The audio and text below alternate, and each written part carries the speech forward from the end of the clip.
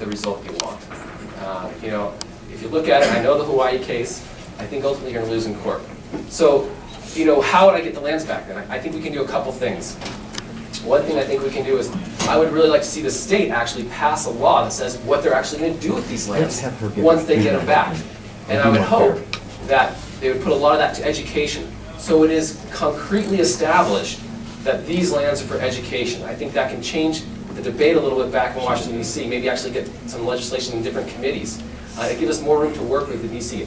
I think ultimately this is going to be a political solution, and it's getting our, not only our congressional delegation aligned and fighting really hard, but also others in the western states.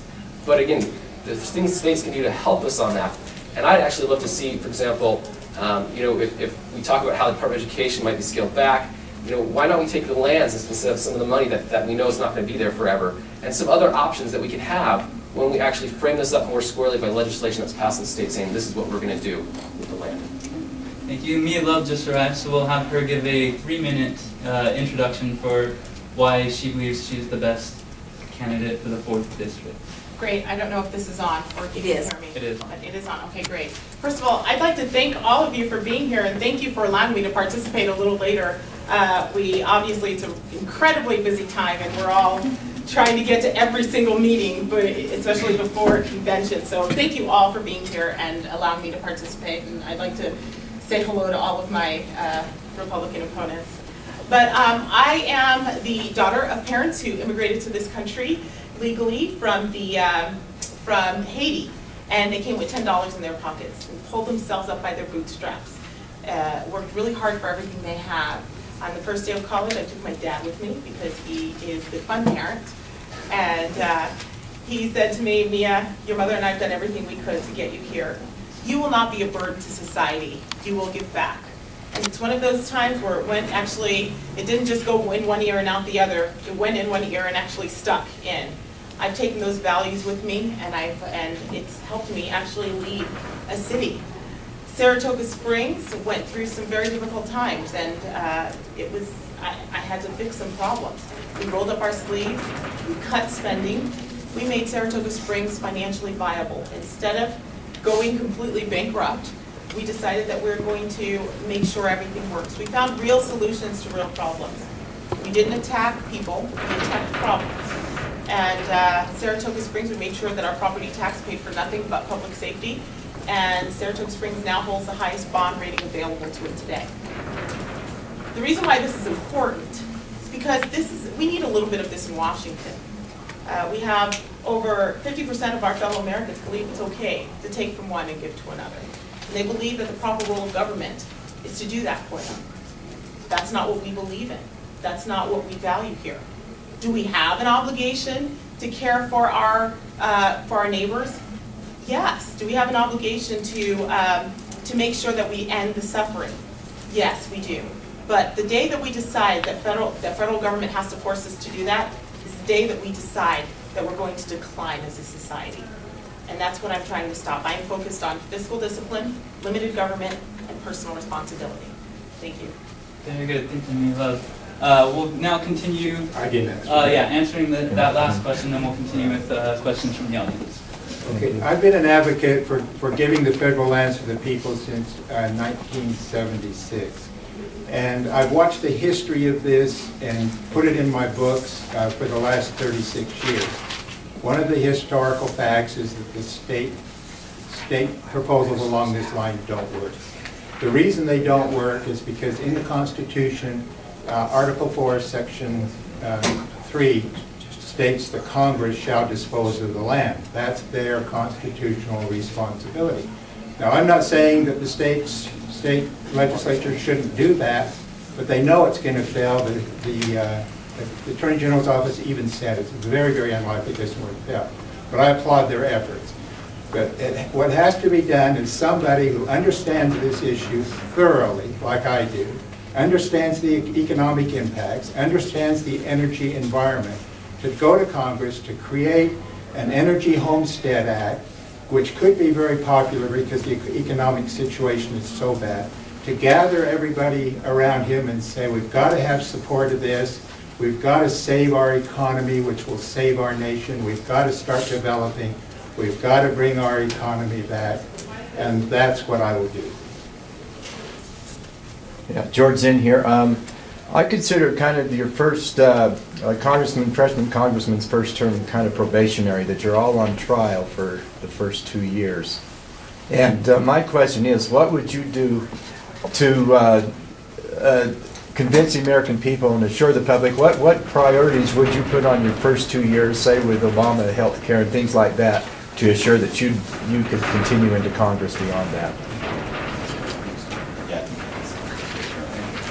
That's for everybody, correct, George? Well, sure. I mean, it's a forum, yeah.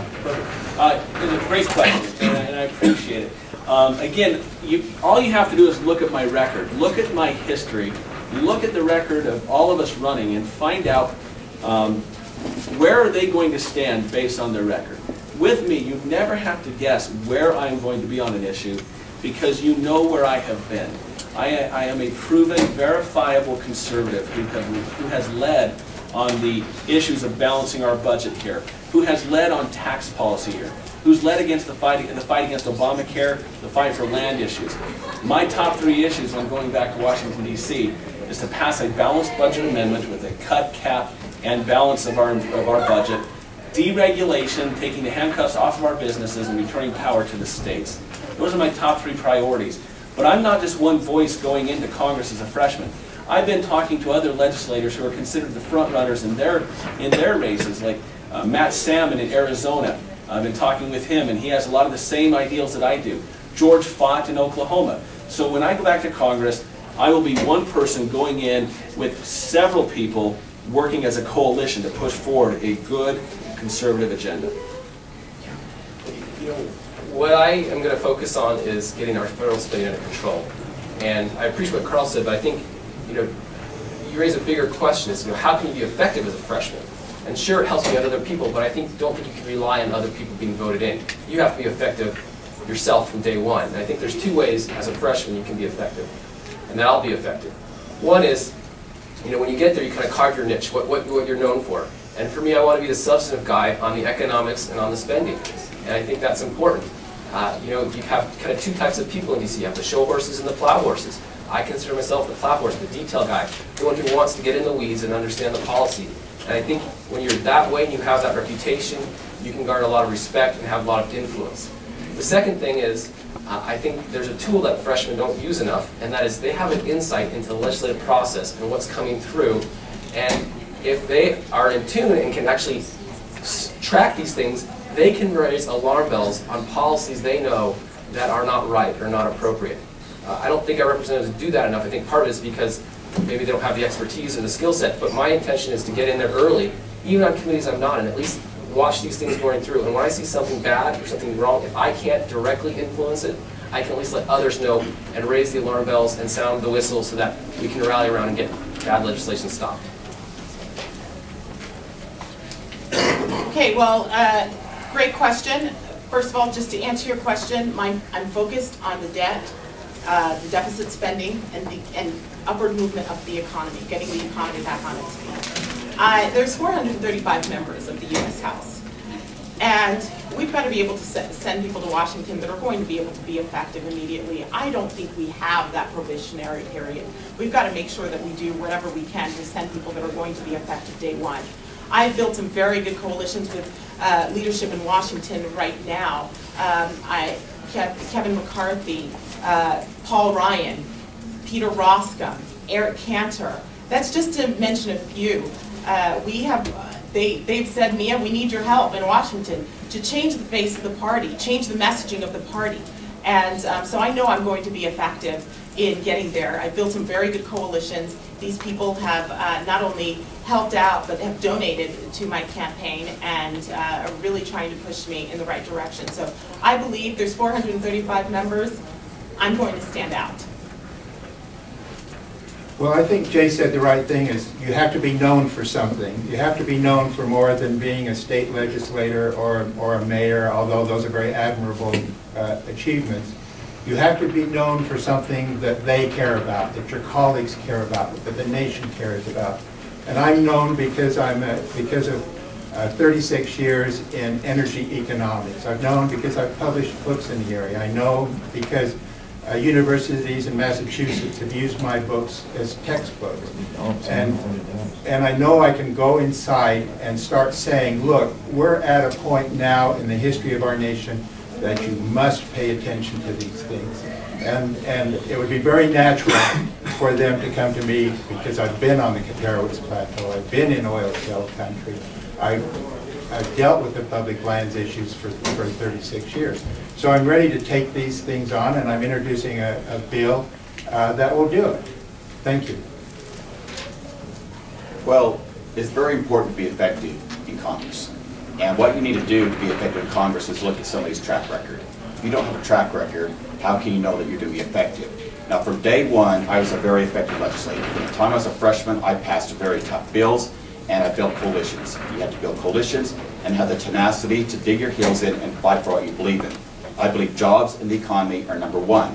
That's tied directly to our spending. But Congress is a tough place to be. Washington's a tough town to work in.